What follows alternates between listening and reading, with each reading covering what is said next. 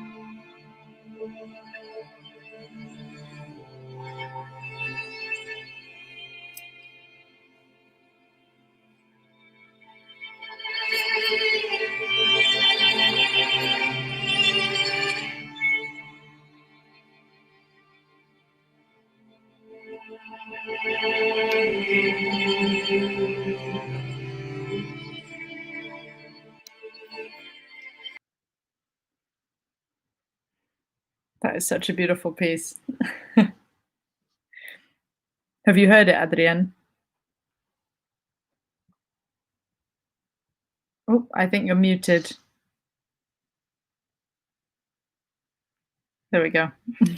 Hi, I wanted to exit that recording, and it was me that exited in the end. So Dani, I'm going to start with you. Obviously, this might seem like an obvious question, but why do we need to promote music by living composers? Why is it so important to be promoting these works?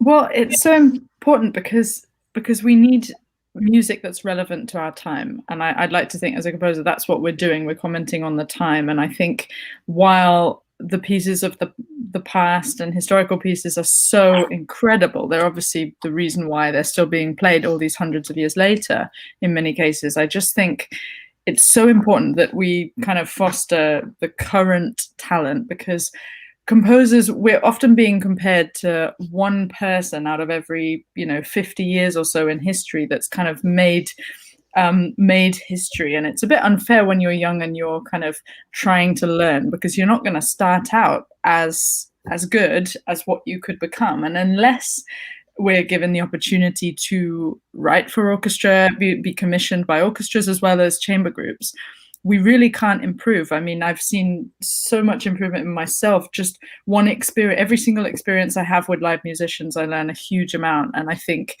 without that, we're just not fostering the next generation of music that hopefully will go down in history. So I think it's really crucial at all stages, not just young composers, but composers all throughout their careers. Every orchestra and group needs to make sure they prioritize commissioning and performing. I mean, I think as some of our audience will know already, because they watched the talk that you did with Naomi Belshaw a couple of weeks ago, that you yourself benefited very much from being given the opportunity to being commissioned by Orchestra Vitae for your first big orchestral work. Absolutely. That was my first orchestral commission, and I just learned so much. And it's funny because there's as much technique to composing as there is kind of the inspiration behind it. And there are just things you can't learn in a book, and you can't learn with a teacher. You have to learn by hearing, oh, okay, at that dynamic with these number of instruments playing, we won't be able to hear the bass clarinet or the harp if this is happening. And you really you can't study those kind of things. You need to be there, you need to experience it, and you need to learn and grow for the next time. And hopefully it's not a disaster along the way, but even if it is, it's still important. Well, in your case, I know for a fact, because I've also conducted that piece later on after your premiere, that is your first attempt was a great second, and it's supported you since then. So very happy. And today I asked both Dani and Adrien to bring us an example or two of pieces that they very much like by living composers. And we're going to start with one that Dani suggested, and she's going to tell us a little bit more about it, because it actually shows we could say, the development of a composer much later on through the mid period of his life, but someone that has gone on to become one of the most performed living composers, that also started somewhere in his beginnings and was given plenty of chances. And I know this because I know that you told me that you've read his biography about the composer that you're going to tell us about. Yeah, so this piece I chose is still one of my all-time favorite pieces, like all-time favorite pieces. It's Short Ride in a Fast Machine by John Adams. It's such a short piece for symphony orchestra, and it just has so much energy. I love it. There's a constant kind of wood blocks throughout the whole thing. It's fast, it's exciting, and it never gets dull. The way it evolves with such a minimalistic nature to it, it evolves so uniquely. And I just find this piece absolutely perfect for, I think all orchestras should play it regularly. But I know that Orchestra Vitae played this piece fantastically well in one of their concerts in the past. And I was very lucky a few years ago to meet John Adams at the Cabrillo Festival of Contemporary Music in California, where I met Maren Alsop as well, who is conducting this video of John Adams. I know those two have, Maren has been a champion of John Adams music for a very long time. And I didn't hear them perform this piece, but I heard other John Adams work, and I just find of all his work, this piece to me really just strikes as the kind of perfect, ultimate, exciting, short, fun piece that I think everyone should hear. Absolutely. Perhaps you can talk, we're going to hear to a little bit about this piece now, but perhaps we can retake this topic about the composer-conductor relationship, which I think you think is also so important. And myself as a conductor, I know how important it is. So here for all of us and for our audience, a little clip from Short Ride in a Fast Machine by John Adams, performed by Maren Alsop at the BBC Drums.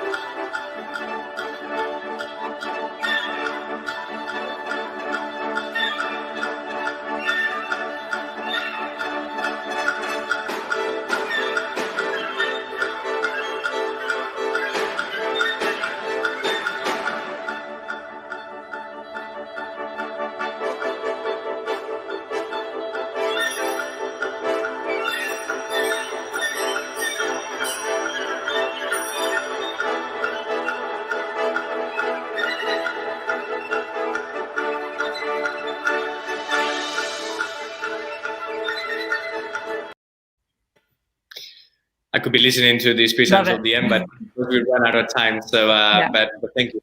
That was a wonderful choice. Adrien, welcome to the broadcast. How are you? Good, and you?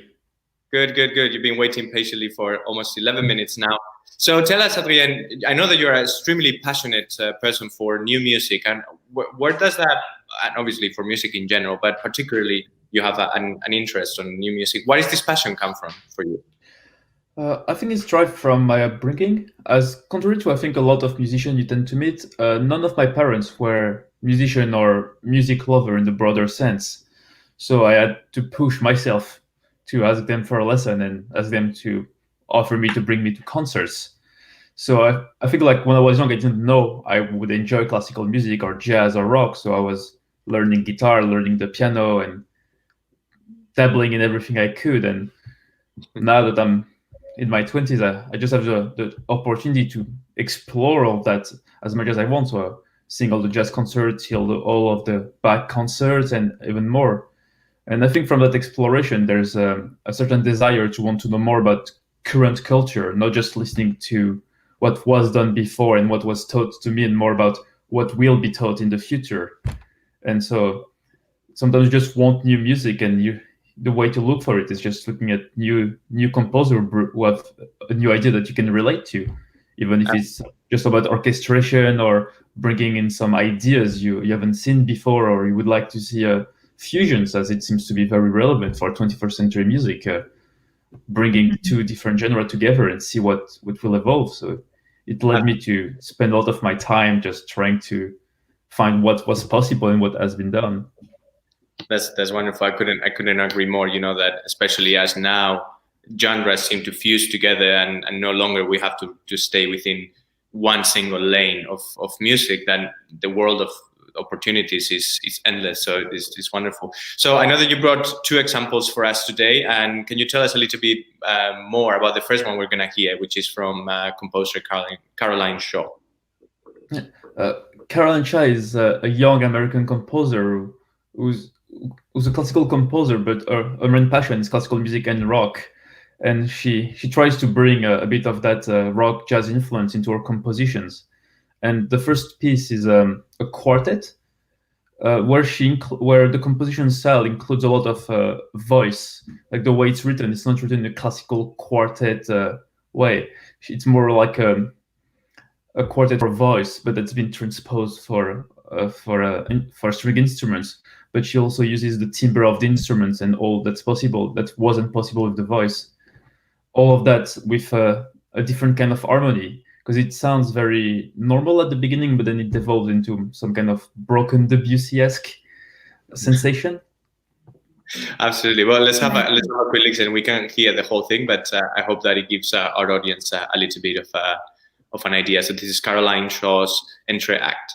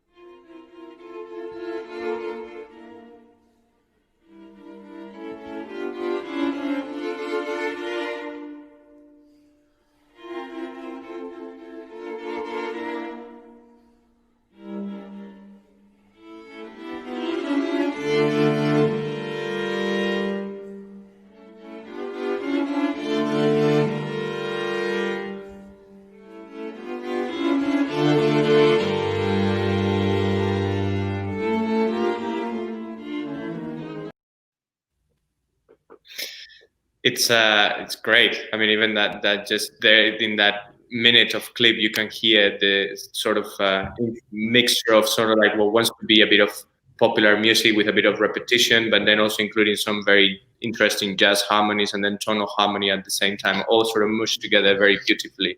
And there's also that minimalism that's present, where it's just a very simple melody that's being changed and moves throughout the instruments with just small details, but that improves the listening experience.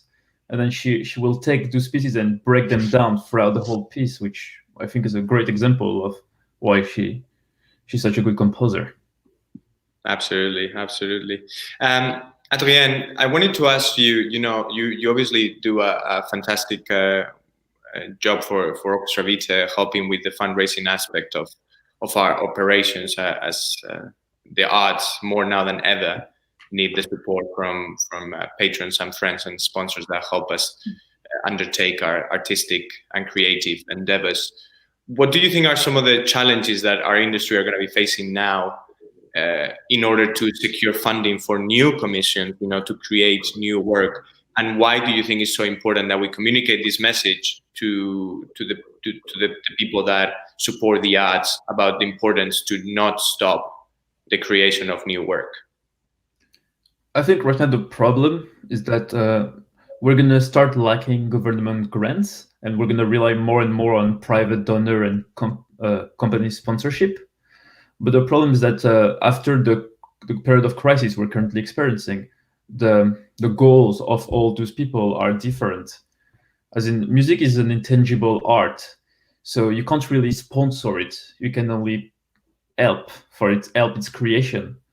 Whereas, for example, like a company that's ready to spend $10,000 in something, and they want that something to help them promote themselves, they might prefer or favor some more tangible aspect, like maybe sponsoring a football team or something that you can see they can use in their marketing. Whereas a piece of music, once it's been created, the company has no say in it. It's not their marketing. Like, we don't really know who anymore who sponsored all of those musicians we love, like Bach, Mozart, even the modern one who's helping Thomas Edison, for example.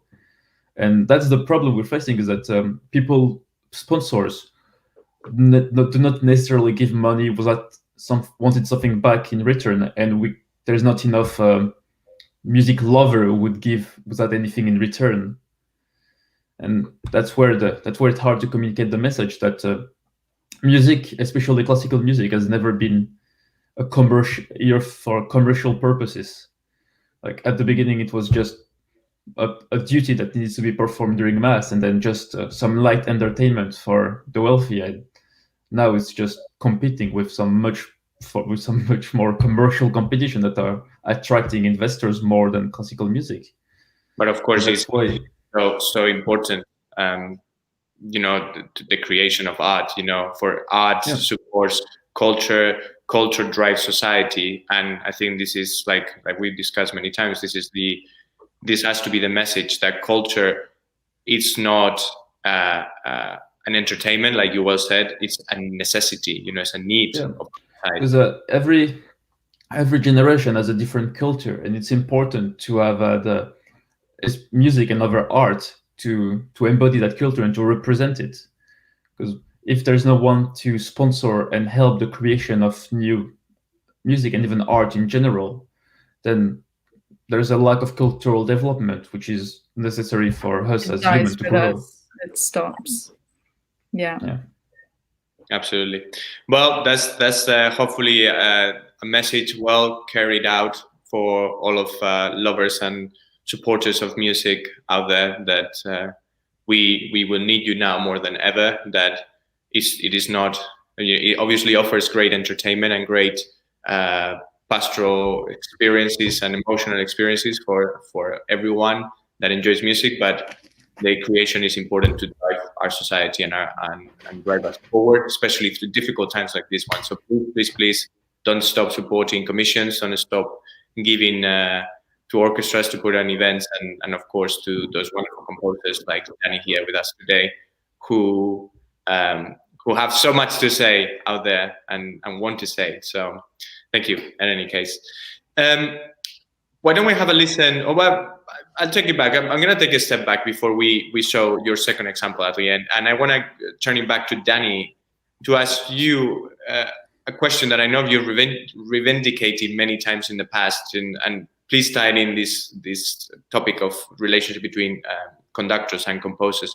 What do you think as a composer is so important, the concept of repeat performances? And can you please explain to our audience what this concept of repeat performances is?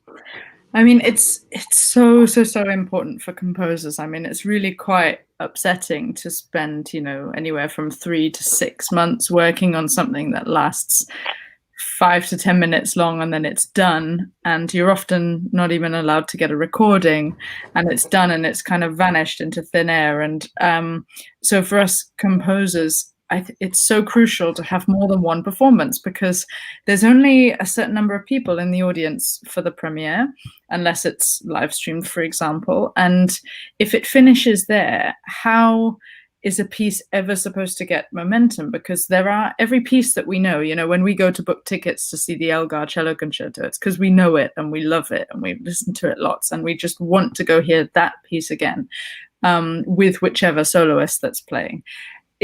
We will never be able to get to that point with any pieces by any living composers unless we continually perform their pieces. And, it's a lot of orchestras are obsessed with, commissioning a piece for the world premiere. And that's fantastic. Composers do rely on being commissioned. But it is almost equally important, like what Orchestra Vitae was doing in programming Benjamin Rimmer's Pathways.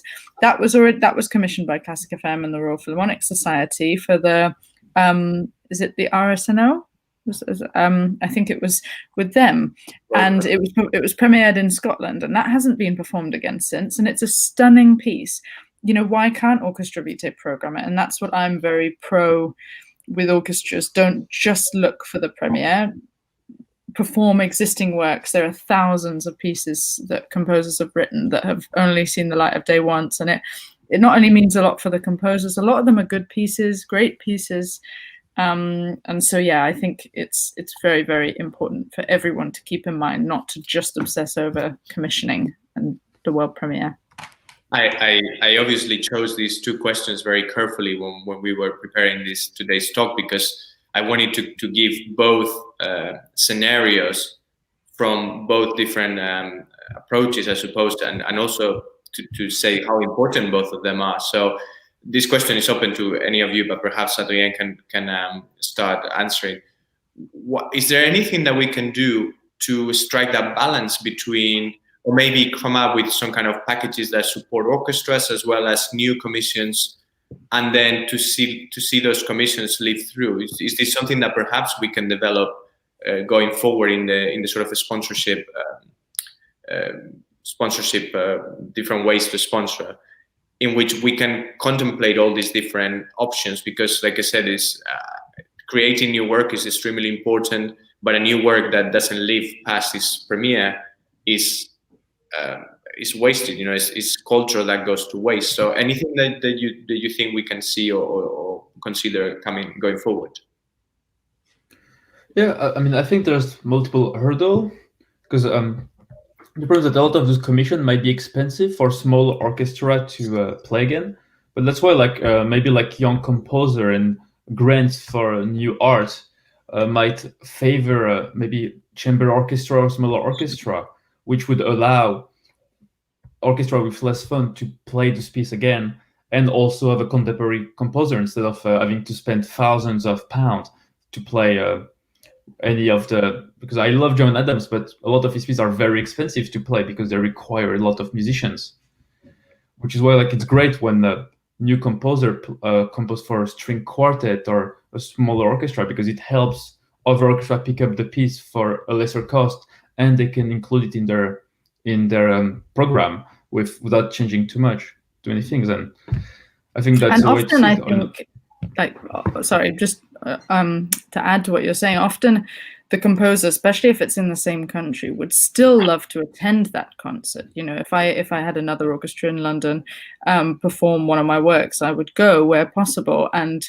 attend the pre-concert talk. So often, we're an email away from any ensemble, especially if you're based in the same country. And often people would even travel abroad if it was being performed. So you can get all the benefits of doing a new commission, but if you're not able to afford that, this is something much better than just nothing, and reverting to standard repertoire.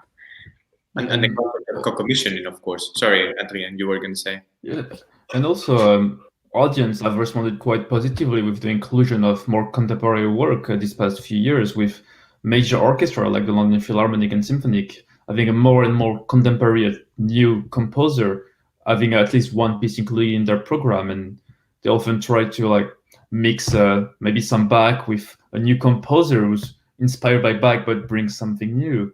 Like I think the Philharmonic had, it was a piano concert, but they were doing the Bach Prelude and Fugue, and then the Cage prepared piano to have a contrast between how solo pianos evolved for 200 years and how just short piece exploring different idea of music means for us today than it meant for them 200 years ago.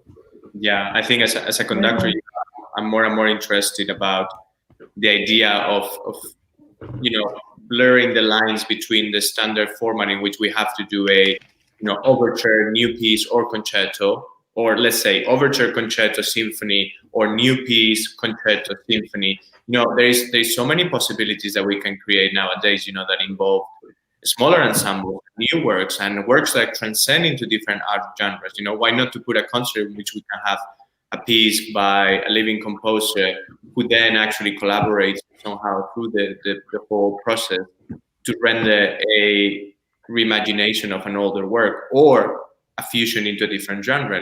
Nowadays so many possibilities. For this year, we had for the Beethoven year, I think a Dutch Gramophone actually financed a performance of the Diabelli Variation, but they commissioned I don't remember if it was one or two to write 12 new variations and then do one big performance and recording to have the 12 the famous Diabelli Variation plus 12 new variations written by modern composers.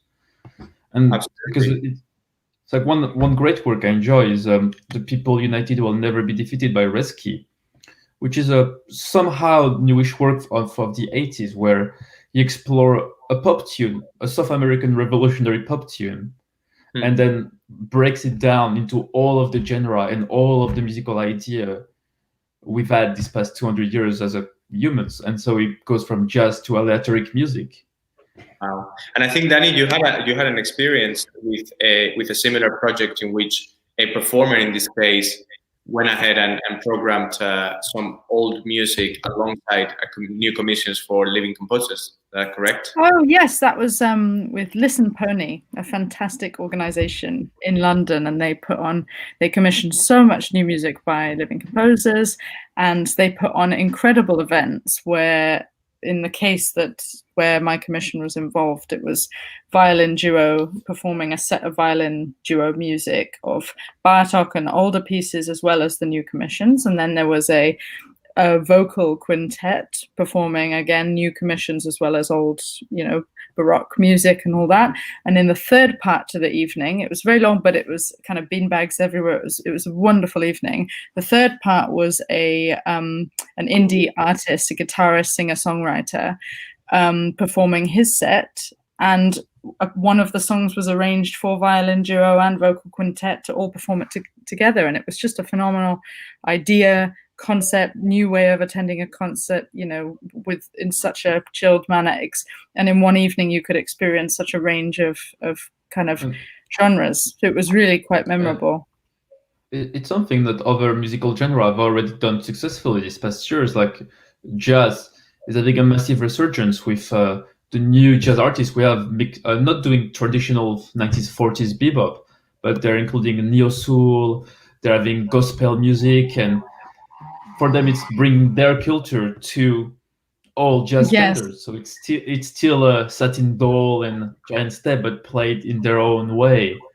I think that's what it's about bringing people, because at an event like this one I was just talking about, people will have come for the violin duo, people will have come for the singer-songwriter, and people will have come for the vocal and Baroque music. And you're kind of forcing people who have come for one thing to be exposed to something else. And that allows people to think, oh, you know what? I really like that. I might actually go and see something like that. And I think that's a crucial thing we have to think about all the time as people in the classical music industry, to bring more people in. Yeah, I mean, it's great to see so many different examples, because I was actually thinking of another example that I know you collaborated at when the great recorded player Tavera Debus, incorporating new commitments, working alongside Fantasies by Telemann. But again, yet another example, which is fantastic. I'm a bit worried that we are coming to the end of our time frame, the window of time, but I wanted to show this piece that you brought for us, Adrien, which is by Peteris Vasks. So you can tell us a little bit about why you chose this piece, and then we'll hear it and we'll close. Because he's a Latvian composer who's a contemporary of Arvo Pärt and Philip Glass, but unlike them, he did not stay within minimalism. Or he was a very undecided composer, and he actually studied Xenakis, Crumb, but also minimalism, and he studied Philip Glass' work. And it's very interesting because he has a very strange approach to music composing, where it's very based on the harmony and the development of the music, but it doesn't have that that fresh tonal center that we expect. You can see he brings idea from all of the late 20th century to compose just for a string quartet, and because he doesn't just play on the music, he plays on texture and timbre with that slow minimalistic progression. I think the piece will speak for itself. Yeah, let's have a listen to Peteris Vasks, Musica Serena.